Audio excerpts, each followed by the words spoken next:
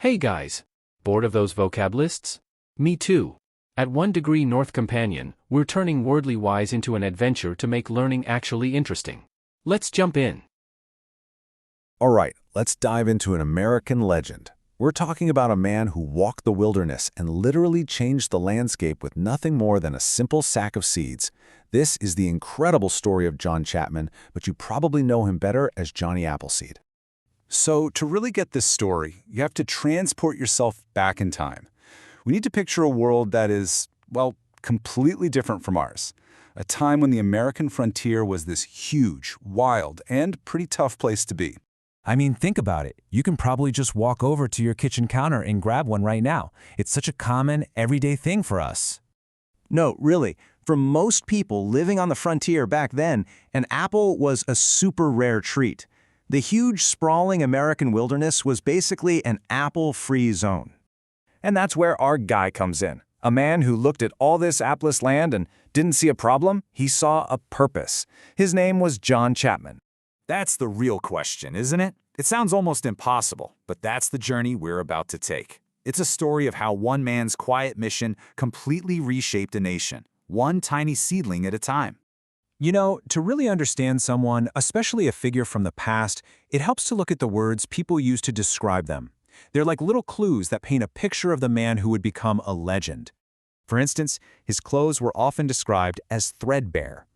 Just imagine that, so worn out from constant walking that the fabric was thin and the threads were showing. Kind of like your favorite old t-shirt, but way more rugged. And that right there tells you so much about him. He just wasn't bothered by things like his appearance or owning a bunch of stuff. His mind was totally focused on his mission. Now, something he always had with him was a stout walking stick. When we say stout, we mean strong, thick, reliable, something that's not going to snap on you when you need it most. And get this, his most important tool, this sturdy walking stick, was cut from an apple tree. I mean, how perfect is that? It's like his whole life's purpose was right there in his hand, his constant companion on this lifelong journey. But maybe the most important word to understand John Chapman is content. It's that feeling of being completely satisfied, of being at peace with exactly what you have in the moment. This says it all, doesn't it? If night was falling and there wasn't a town or a house for miles, no big deal. He was perfectly content to just find a spot and sleep under the stars. The wilderness wasn't a scary place for him. It was home. So, picture him, with his worn-out clothes, his sturdy applewood stick, and a completely satisfied heart. He's set off on a mission that would last for an unbelievable 40 years. And let's be clear, this wasn't just aimless wandering, throwing seeds around randomly. Oh no, he had a system, a practice. First, he'd get seeds from cider mills in New England. Then, he'd travel out to places like Ohio and Indiana, planting orchards before settlers got there. And here's the brilliant part, he'd come back years later to take care of the trees. It was smart, dedicated work. So why do it? What was the big motivation? It was actually super simple. He just loved apples and wanted to share that joy. And here's a key detail. For people on the frontier, that joy often came in the form of hard cider. Water wasn't always safe to drink, but cider was. So the tart apples he planted were absolutely essential. And his work totally paid off. Can you just imagine his feeling of satisfaction? Coming back to a place he'd been years before and seeing it exploding with blossoms. Or seeing the boughs, the big main branches, so heavy with fruit they were bending towards the earth. He literally watched the frontier change color because of what he'd done. But the legend of Johnny Appleseed is about so much more than just the trees. It's really about his incredible philosophy of kindness, something he lived and breathed every single day. See, he was a very religious man, a missionary whose faith taught him that all life was sacred. He didn't just dislike hurting things, he detested it. That's a powerful word. It means to hate something with your entire being. And that belief shaped everything, even what he ate. He was a vegetarian, which on the American frontier was almost unheard of. It all came from this deep respect he had for every living creature. You might be thinking, okay, so he was kind to animals, that's great. But his compassion went so much further than that. Just let this one sink in.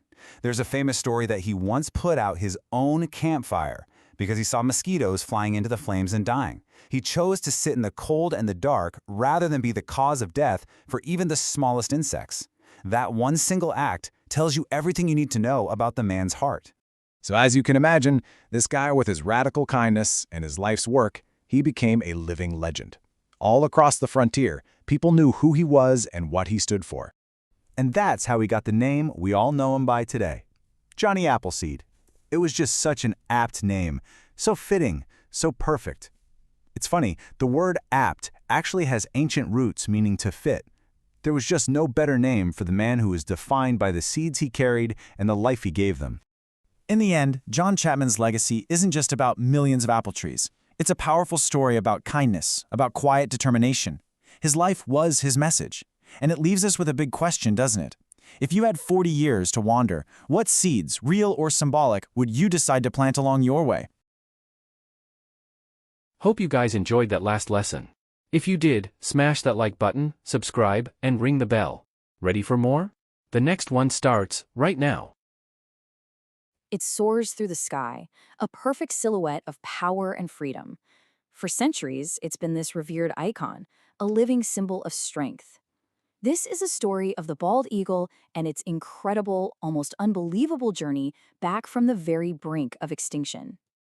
I mean, think about it. For more than 200 years, this magnificent creature has been the symbol of America. You see its image stamped on our money, and it's the centerpiece of the nation's Great Seal. It really stands for the highest ideals of the country. But that just makes you wonder, right? If the bald eagle is such a perfect predator and this cherished national symbol, how on earth did it come so close to completely vanishing from our skies? Well, the answer is a fascinating story of an invisible threat and a gripping scientific mystery. To really understand the fall, you first got to appreciate the rise. So let's take a closer look at what makes this bird such a truly formidable hunter. You know, it's funny, the bald eagle isn't bald at all. That name actually comes from an Old English word, piebald, which just means having patches of white. It's all about that striking contrast between its brilliant white head and its dark brown body. It's a look that just commands respect.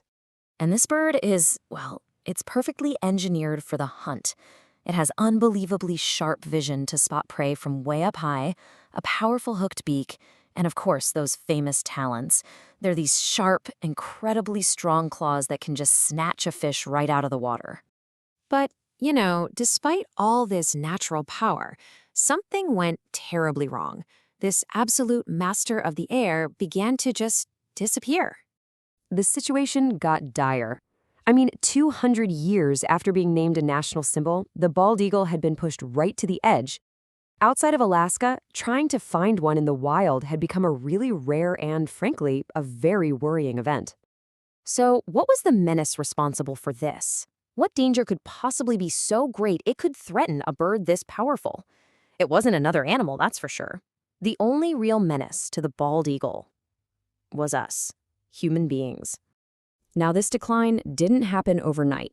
For the scientists trying to figure it out, it started as this really disturbing puzzle, and at the center of it all was one very strange and very delicate clue. Yeah, back in the 1950s, it just became apparent to researchers that something was seriously wrong. The eagle population was dropping, and fast, and nobody knew exactly why. This crisis prompted a much deeper investigation.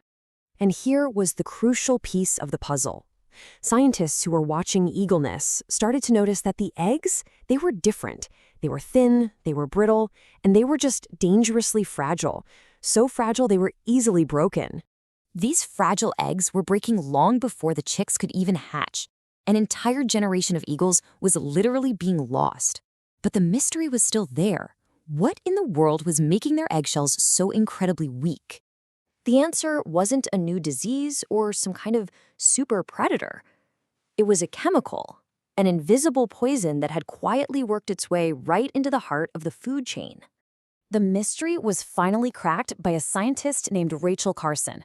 She was deeply concerned about the widespread use of chemical pesticides. Her groundbreaking 1962 book, Silent Spring, was like a bombshell. It revealed how these chemicals were silently poisoning the nation's wildlife, and it really sparked the modern environmental movement. So here's exactly how this poison worked its way up to the eagles. It all started with the widespread use of an insecticide called DDT on farms. Rain would wash it into lakes and streams, where it would begin to concentrate.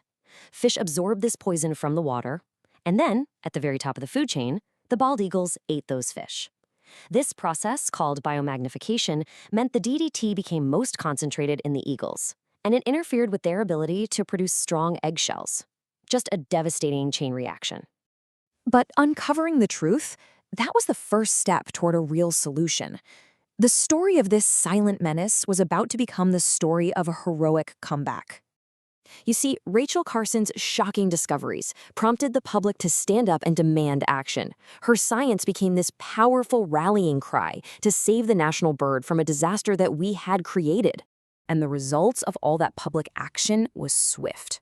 Just over a decade after Silent Spring came out, Congress passed a law that banned the use of DDT. Now, the recovery was slow, but it was steady. By 2007, the eagle was no longer even considered endangered, and the most recent estimates show a remarkable success. The result? 70,000. That was the estimated bald eagle population in North America by 2016. Think about that. A jump from near extinction to a thriving population, all because that silent menace was finally identified and stopped. Ultimately, the eagle's story isn't just about a bird. It's proof. It proves that when we actually understand the impact we're having, we have the power to reverse the damage and protect even the most fragile forms of life on this planet. So this leaves us with a final thought. The eagle became a symbol for a fight against an invisible poison, and it represents a battle that was won. So what's next? What is the environmental menace we face today that needs its own powerful symbol to prompt the kind of widespread action that saved the eagle? Thanks so much for watching. Hope you enjoyed today's show. If you did, hit that like button, subscribe, and ring the bell so you never miss an update. I'll see you in the next one.